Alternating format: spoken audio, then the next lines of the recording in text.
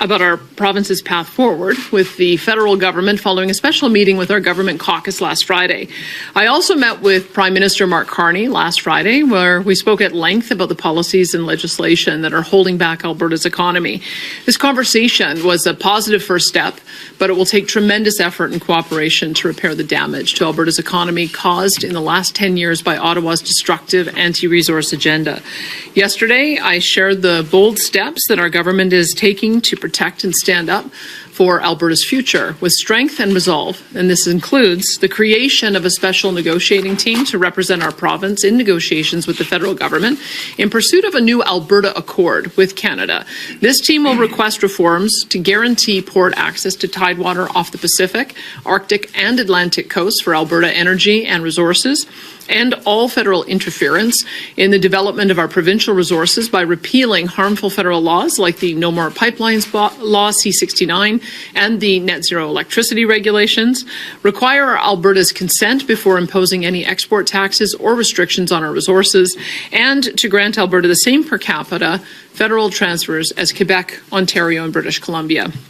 We are also launching the Alberta Next panel to explore long-term options for economic and constitutional protections from Ottawa. And we are preparing for a 2026 referendum on key proposals that emerge from these discussions. As most Albertans know, I have repeatedly stated I do not support Alberta separating from Canada. I personally still have hope that there is a path forward for a strong and sovereign Alberta within a united Canada. So I am going to do everything within my power to negotiate a fair deal for Alberta with the new Prime Minister. And while doing so, our government will work with Albertans on various initiatives to better protect Alberta's provincial sovereignty and economy from Ottawa should those negotiations fail and the economic attacks continue. In the months ahead, there will be many who will try to sow fear and anger among us, those who want to see Alberta divided. Regardless of what each of us believes about this issue and what path we think is best, we as Albertans must be able to respectfully debate and discuss these issues with our friends, family members, and neighbours. I know that if we do that, in the end, our province will find the best solution for this immense challenge we face and come out of it stronger and more free than ever. Thank you, and I'm happy to take questions. Perfect. We'll start off with questions here in the room before going to the phones. One question, one follow-up. I see hands. Wonderful. We'll start with Michelle, then we'll go to Catherine. Michelle Belfontaine, CBC. Premier, Chiefs from Treaties 6, 7, 8, 4, and 10 are speaking about the possibility of a sovereignty referendum in about an hour. Now, they have overwhelmingly said that they oppose this kind of referendum and say it violates their treaties. So why are you giving separatists the chance to force a referendum question next year?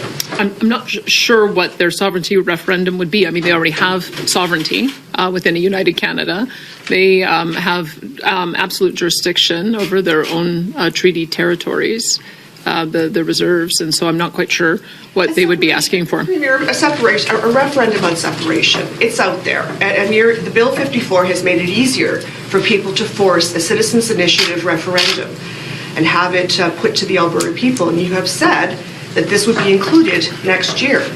Well, so what would you say to treaty chiefs who are saying we have a treaty with the Crown and separating from Canada violates our treaties? Well, I would say that we're sort of a number of steps away from having that conversation. We have put forward a suite of changes to elections law that included making a petition campaign achievable. I think that there's no point in having a referendum, citizen-initiated referendum, with barriers that are so high that it's kind of vicious compliance. And so that was the conversation we've had over the last year prior to the most recent election and prior to any of the discussions you're talking about, is that if you genuinely want citizens to be able to identify issues they care about, be able to put it forward to the people, you have to have a reasonable signature threshold. Our threshold is a little bit lower than Saskatchewan's, but a little bit higher than what we see in the United States. It's consistent with what we've had for many decades in the Municipal Government Act.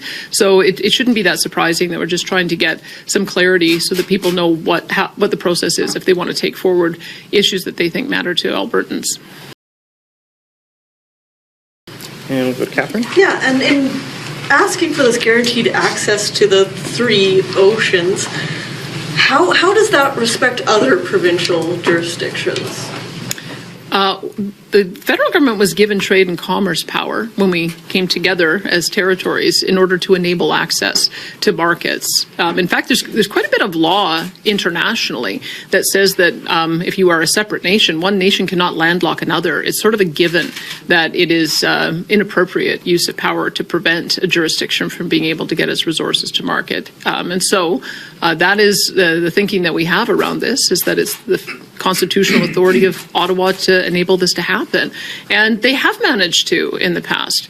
The Coastal GasLink pipeline, despite a lot of extra cost, uncertainty, still did manage to get built, and LNG Canada will be open soon and will be exporting. And despite 6 times the cost associated with Trans Mountain Pipeline, it also managed to get built. And so I think we have seen that when there are important strategic decisions that need to be made, strategic infrastructure, the federal government does have the power to be able to get resources to market. And so I would say that we signed on to it, all of the provinces, along with the new Prime Minister, just prior to the election, saying that we all agree to economic corridors that include oil and gas pipelines. So I'm just reaffirming that that was the commitment on the part of all of the provinces prior to the election, and I hope it's the commitment of all of the provinces now that the election's over. And there's a municipal election coming up in October. Should the citizen initiative referendum meet the threshold before then, why not hold it then? Why the timing of 2026? I think there was a referendum question or two asked in conjunction with the municipals in the past. And I mean, I suppose that's an option. I just don't think that the timing will work in this case. It's 120 day. First of all, we have to proclaim the law. It has to get through the legislature. It has to be proclaimed into law. They have to change the regulations with Elections Alberta. I'm not sure quite when Elections Alberta will be ready to be able to oversee and launch a petition campaign. Any citizen would have to have a question that is approved in advance. That takes a little bit of time, 120-day signature collection period, and then I think it's a couple of months to be able to validate the signatures. So as you can see, with this whole process, I think it'd be impossible to try to get any questions in alignment with the municipal elections. We'll go to Emmanuel, and then we'll come to Shay. Emmanuel Prestovet, Greater Canada. Canada has had 2 independence referendums in the past. Prior to the 1980 referendum in Quebec, René Lévesque did campaign openly on this referendum and won in 76. Jacques Parizeau did the same in 94, just before the 95 referendum.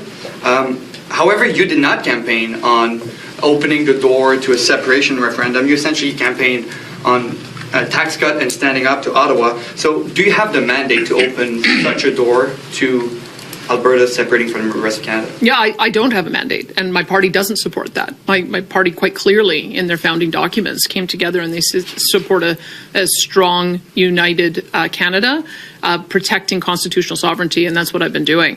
A citizen-initiated referenda would be, by definition, initiated by citizens. And so I won't prejudge what issues citizens might want to put on the table, but that is up to citizens to decide and to get the number of signatures. All I've said is I will honor the process. And the public very clearly knows that we are a party of direct democracy, that we do believe in things like citizen initiative and recall that happened under my predecessor. And so I would leave it to the people, but that's why I have been pretty clear that I do not support separatism myself. I support a strong, sovereign Alberta within a united Canada, and that's what I'll keep working towards. And one part of your rhetoric against the federal policies in energy is that it would bring more uncertainty to the sector and also make investments go away from the province. Don't you think that such a referendum on separation would also be likely to do that? That's certainly what the rest of Canada said to Quebec about their 2 referendums. Well, I guess I'll wait and see if any questions come forward, if anything gets registered, if 177,000 signatures get accumulated. I mean, I think you're jumping ahead a number of steps. None of that has happened right now. There isn't a question on the table. There isn't an active petition campaign. All there is a process. And I think we have to accept that there's a lot of anger out there.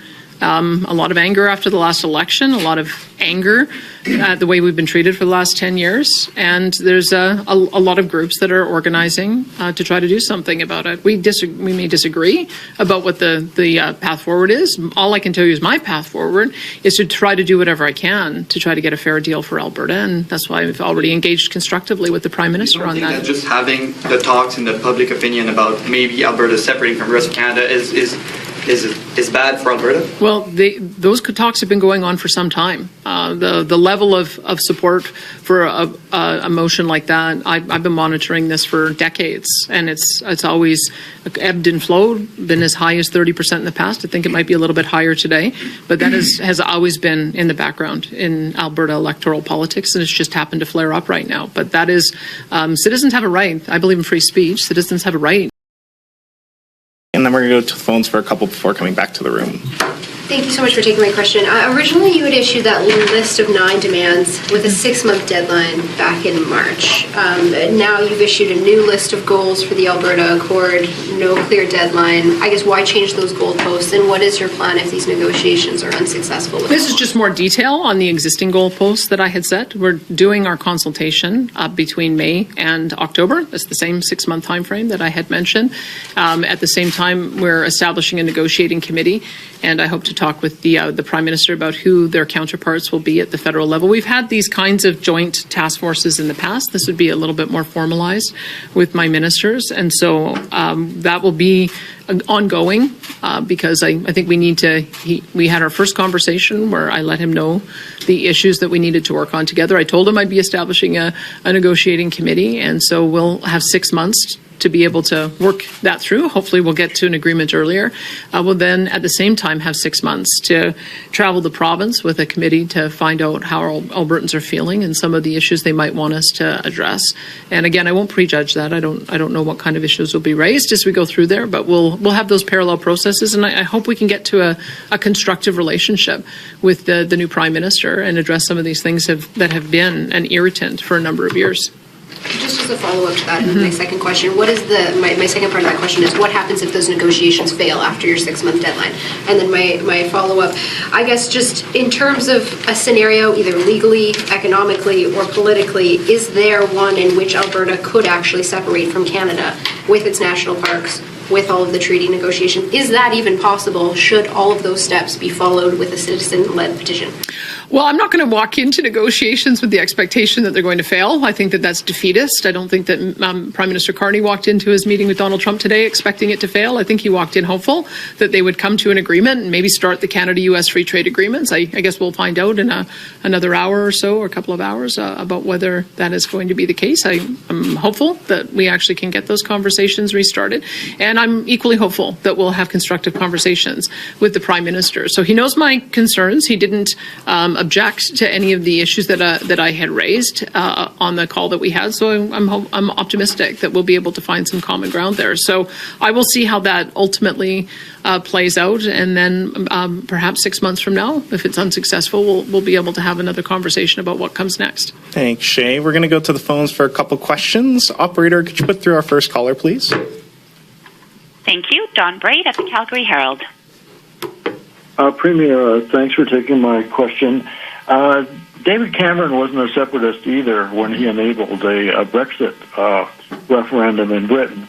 What he did, fairly close to the beginning of that, was say that he would honor the result of the referendum, and of course was thoroughly shocked when it passed.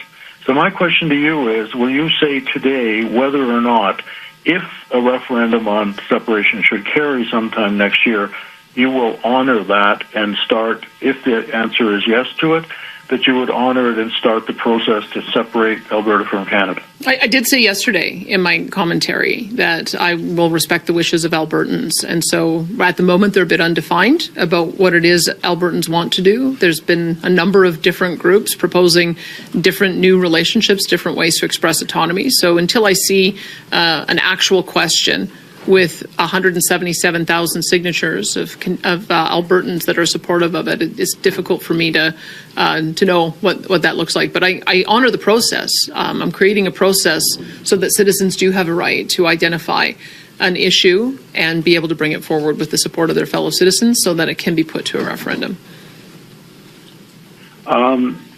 If the answer is fairly simple, do you want to? The question is fairly simple. Do you want Alberta to separate from Canada?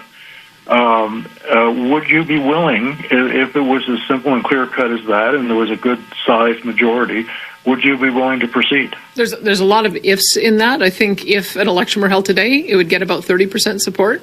So that's why I want to make sure that those numbers do not get higher and those numbers end up going lower because we're successful in negotiating a new arrangement with Canada. That's my marching orders. I've heard pretty overwhelmingly from my caucus, from the people who have contacted my office, from the people I've consulted with, is that they want me to give it a try. We tried for 2.5 years with the Prime Minister that was in place when I got elected, and I'm going to try. I think that's the only thing that I can do, and hope that we have a different approach. And I think we've already seen evidence that we have a Prime Minister that's willing to change gears. He dropped the carbon tax minutes after he got elected because it was a policy that was driving up costs, creating a more unaffordable life for all Canadians, hated across the country, hated by all political parties. And so that's an evidence of some pragmatism. Well, we've got 9 more to go, and so I'm getting started on that to begin with.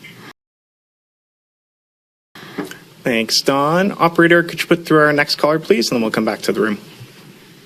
Thank you. Rob Ferguson at the Toronto Star. Hi, Premier. I'm wondering if you have any retort for Premier Doug Ford today after what he said in Toronto about the possible separatism referendum. Well, Doug and I have a great friendship. We don't agree on everything. In fact, I think we supported different people in the last federal election. And so we don't have to agree on everything. But what I will say is we have a constructive conversation at the coffee table. I continue to look forward to having a constructive conversation with him at the coffee table. But he's the Premier of Ontario. I'm the Premier of Alberta. We just have different issues that we have to respond to in our respective jurisdictions. Do you think he should stick in his own lane, or what do you say as any kind of a retort? Well, I don't tell him how he should run his province, and I would hope that he doesn't tell me how I should run mine. But we have a very respectful relationship, and I hope that continues. Perfect. Thanks, Rob. We're going to come back to the room. We'll go to Graham, yourself. Premier, just to get this clear, you're saying you would not sponsor or support a referendum on separation. You'd let Albertans deal with that. But you said there would be a referendum next year that you would be part of. Explain what that would be looking at. Well, it depends what I hear from Albertans. There's a few things that I've heard. I've heard from our agriculture producers that they would like us to exercise Section 95 of the Constitution to take more control over managing agriculture issues, because the federal government has come through with punitive changes that are preventing them from being able to run their operations. I'm thinking of the limitations on strychnine, which is going to result in massive crop losses, and other type of approaches. I've heard that that people want us to be able to have more economic immigrants. The federal government actually reduced our allotment of provincial nominees. That would be something, again, under Section 95 that has special status, and Quebec has been quite active in trying to advocate for more choice in the people who get permanent citizenship in their province. Those are a couple of things. I mean, it shouldn't surprise you. I've kind of raised those before, but there may be other things that do come up. I know that Quebec is interested in completely changing the relationship with Ottawa, being more like the way the European Union operates, by collecting all the taxes and then just remitting to Ottawa their share. That's what we do right now with our municipalities. The municipalities collect all of the property taxes and then remit to us our share. And so it's not that unusual to think that we might be able to have an arrangement like that if Quebec is interested too. So those are a few things that I've mused about before. I see that we have some common cause with our friends in Quebec of wanting to pursue some of those same things. Those might be a few things that we would put to the people. So there's a number of things then for referendums, because you mentioned California. You've said that in the past. You like what California's done. It's not hard to find entire books written about how things don't work in California when it comes to citizen-led initiatives. Quoting just one, they tend to create a sense of permanent revolution in California politics. No issue is settled for long. This is Troy Seneck, former speechwriter for George Bush, W. Bush. You have people saying this is a bad idea, that going down the road of direct democracy that California has can tie up things, as opposed to representative democracy. You're elected, and people can then pass judgment in 4 years or whatever. if they like it or not, as opposed to then constantly churning up people's feelings with constant referendums. Well, we've had that debate in this province, and we've sided with referendums for a number of important issues. I mentioned this before, VLTs and prohibition. The Olympics vote in Calgary was put to a referendum. Fluoride was put to a referendum. Separation. Well, again, I won't prejudge what it is that citizens choose to get signatures on. It could be any number of things that they choose to get signatures on.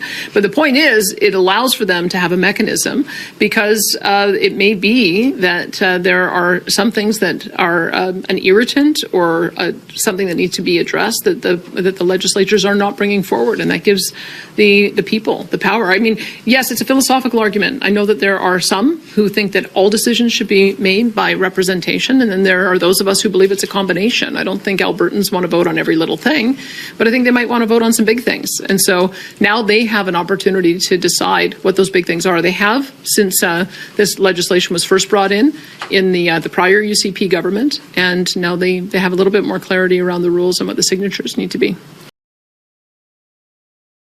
Thank you, and go ahead. Thank you. I'm Sarah with Global News. I'm just wondering, why did you make the decision to have your speech yesterday at 3 o'clock, just a day before Carney's meeting with Trump?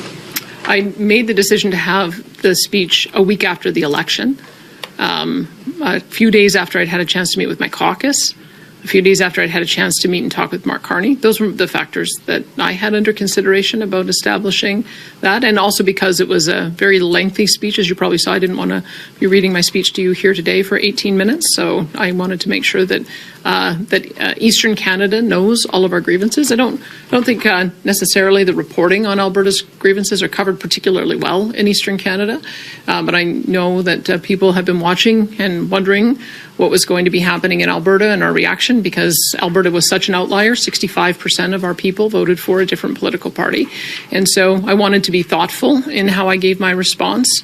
And I think I was, and it was because of a lot of feedback that I got. But the timing was, it was a week after the election. And do you think your message yesterday highlighted divisions in this country and weakened Canada's position heading into negotiations today with the U.S.?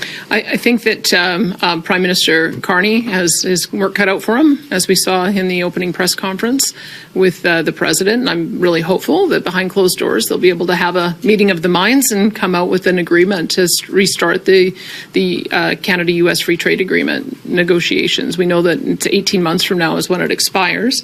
And I think for all of us, it would be a far greater benefit if we were able to get a renegotiation happening sooner. So I'll see. I'm just as hopeful as anyone else that they're able to have a reset on the relationship. I don't think it's any secret that the relationship with the prior Prime Minister was very poor, and I think led to a lot of the challenges that we've had over the last 5 or 6 months. So we'll see if Prime Minister Carney can reset that in the meeting he has today, and I'm hopeful that he can. Thank you. We have time for a few more questions. We'll go to Lisa, then we're going to hop back to the phones. Thanks, Sam. You've said that you are committed to upholding First Nation treaties and inherent rights. This is on the sovereignty referendum question, but the Referendum Act says a majority vote is binding on your government, 50% plus one. So if that vote passes, your government would be bound to follow that referendum choice. How exactly do you plan to uphold those treaties in the event that your government's hands are tied and you need to separate Alberta from Canada? How do you uphold those treaties? What does that involve? Well, I think there's been lots of court challenges and court decisions around First Nations, Inuit, and Métis rights, and we would honor all of those. We have treaties that have been signed and are binding. We have as well Section 35 of the Constitution, which enshrines Aboriginal rights. This any discussion that we're having, is including Alberta's expressing its own constitutional sovereignty, is about Alberta's relationship with Ottawa. We have also defined rights under our Constitution about Alberta's relationship with Ottawa and how that's supposed to work. And I have never presumed that anything that we can do is going to impact First Nations rights. In fact, I've said the opposite, that we accept and respect the fact that they are sovereign jurisdictions in their own right. This is about trying to have Alberta's relationship with Ottawa improve. And just a follow-up to that, I mean, you're saying that you never presumed it would impact Indigenous treaty rights, but we've got a large group of them representing just about every treaty, I think, in this country, saying this is a violation of their treaty rights. And what you, like, generally what you're saying today is that you don't want to get too far ahead of yourself. You don't want to presume that this referendum is necessarily happening or that it will pass. Did you not think about these things ahead of time? Did you not think about what would happen if you opened the door and lowered the bar for citizens to initiate a referendum in this province? Well, I guess I have to wait and see what kind of question comes forward from citizens before I would be able to make a judgment about whether or not it would impact rights. But what I have said is that you can't vote away treaty rights. You can't vote away Indigenous rights. You can't have a referendum on things that are enshrined in our various constitutional conventions and laws and court decisions. So I'll wait and see what sort of referendum questions come forward, but my expectation would be that that those rights would be honored. Thanks, Lisa. We're going to go back to the phones for our last few questions. Operator, could you put through the next caller, please? Thank you. Tamar Jarani from the Globe and Mail. Thank you, Premier Smith, for taking our questions today. My first question is about your speech from yesterday. Premier, you said that you don't personally support Alberta's separation from Canada, and you also said that you want several Liberal policies from over the last decade, particularly about energy, to be abolished by Ottawa. At the same time, you said you're going to allow discussions of potential separation to be brought up at these town halls that you'll be chairing with the new panel, all of which could lead to a referendum with the possible question of separation next year.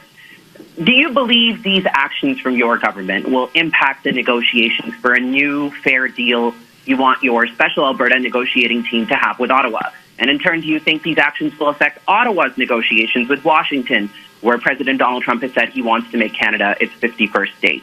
Well, I would hope that the near-death experience of the Liberals, where they were almost obliterated and had to change out their leader, was actually a wake-up moment for them, that they can't continue pursuing extremist policies that are supported by a fringe group of legislators like the NDP or the Bloc Québécois. And I would hope that that near-death experience made them realize that what Canadians want and Albertans want is to be an economic superpower that includes energy, includes food, includes getting all of our resources to market. I mean, if anyone should look at the results of the last few months and say, gee, it's time to recalibrate, it should be the current Prime Minister. So that's why I'm very hopeful, having talked to him and said now is the time for us to make good on the commitments that were made prior to the election, that were a joint communique released with all the premiers, and to make sure that we actually enact the things that were agreed to. As I said in my speech yesterday, that Albertans expect action, not just words. And so that's why I'm very hopeful that somebody who ran on a mandate to start doing the kind of things we're talking about is going to be serious about removing the barriers to make it happen. So that's my starting point going into the discussions. Thank you, Premier. My second question is a bit tangential. It's related to the Alberta Health Services investigation. Premier Smith, in light of the Globe and Mail's reporting on Alberta's Justice Minister, Mickey Emery, being a longtime friend and relative through marriage of Sam Raish, whose business dealing with the health authority are tied to a lawsuit and multiple investigations, do you believe this is a conflict of interest for the province? I want to be clear here before you answer. I'm not asking necessarily about whether this is against Alberta's Conflict of Interest Act. I'm asking this question because I want to know whether you think this is an appropriate relationship for the sitting Justice Minister and Deputy House Leader of Alberta to have with Mr. Marish. I'm not sure what you expect him to do. Should he divorce his wife so he doesn't have a relationship with the cousin anymore? Like, I think you're being unrealistic. We all have relationships. And the key for conflict of interest is that you cannot make decisions on anything that might benefit a private interest. He has made no decisions on anything that would impact the person you're questioning. So that's why the conflict of interest law matters, is because these do have very clear rules we're supposed to follow. There are very clear things we're not supposed to do. And I can tell you that Minister Mickey Emery is in no conflict of interest. Thank you. And we have time for two more questions. We're going to take one more from the phones, then we'll go to James. Operator, could you put through our next caller, please? Thank you. Rahim Mohammed at Post Media. Well, Premier, so as leader of the UCP, do you plan to put in place any sort of in-house policy relating to members of your cabinet and caucus publicly taking sides in a possible referendum on Alberta independence?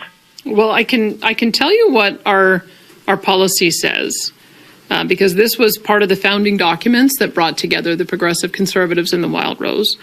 And it says loyalty to a united Canada and a commitment for Alberta to be a leader in the Canadian Federation that constructively defends the best interest of the province and its constitutional sovereignty is one of the founding statements of our party. And so I would say that I and my caucus are supportive of that we are supportive of trying to find a way to exercise our constitutional sovereignty within a united Canada. Sure, and one of your caucus members, Jason Stefans, a MLA for Red Deer, reportedly told reporters yesterday in Edmonton that he would like to see a referendum. Have you had a chance to talk to Mr. Stefan? Does that come close to a line for you? Do you have any kind of a reaction to that statement? Well, if you listen to what I said yesterday, I would say that there's 3 different groups in Alberta, and we don't want to demonize any one of them, that we want to have a constructive conversation. We all have different ideas about how we get respect from Ottawa and how we have a constructive relationship within a united Canada. And so I'm looking forward to having that discussion, and I'm not going to be demonizing anybody who may have a different view on me. All I can do is try to convince people my view is right, that it's worth fighting for, it's worth giving it a try, it's worth doing the negotiation, and it's worth trying to find some way for the federal government to compromise. So that's been my position, and I'm hopeful that I'll be able to convince all Albertans that that's the right pathway. Thanks, Raheem. We have time for one last question. We'll go to James at the back here. Hi, James from the Western Standard. You mentioned in your statement that any referendum will have to respect treaty rights. We've spoken about that.